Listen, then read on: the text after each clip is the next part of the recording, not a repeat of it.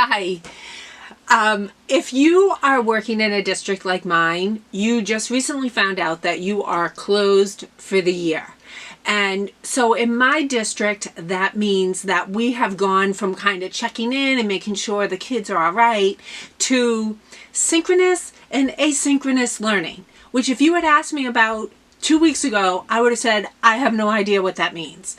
But for those of you who maybe are not using the terms synchronous and asynchronous, synchronous means that face-to-face using Zoom meetings to have lessons with our kids.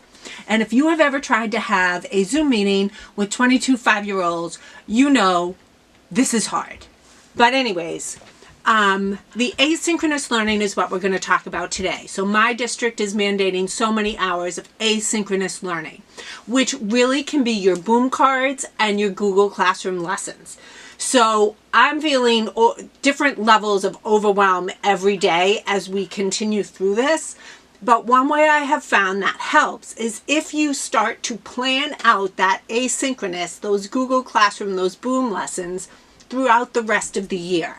So we go to almost the end of June. So I'm looking at many weeks ahead, but many different districts get out at different times. But if you could sit down and plan out all your Google Classroom lessons from now to the end of the year, it will take a load off.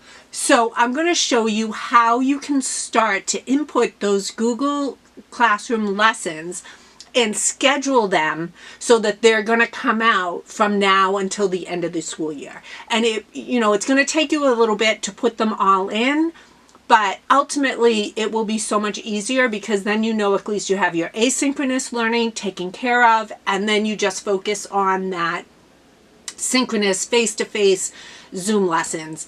And if you have any tips for Zoom lessons, please let me know.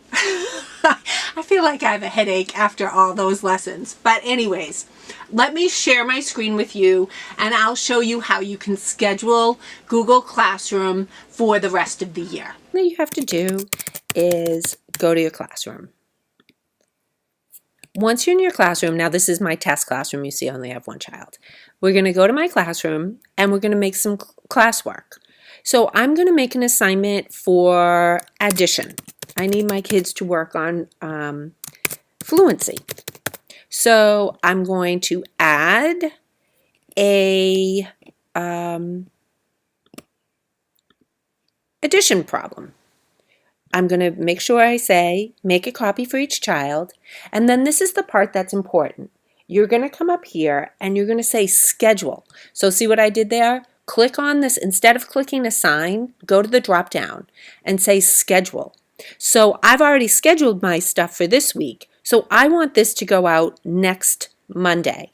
Okay, so that's scheduled. See here how it's gray? That tells me that it's scheduled. Now I want to create another assignment. Now I want them to work on subtraction.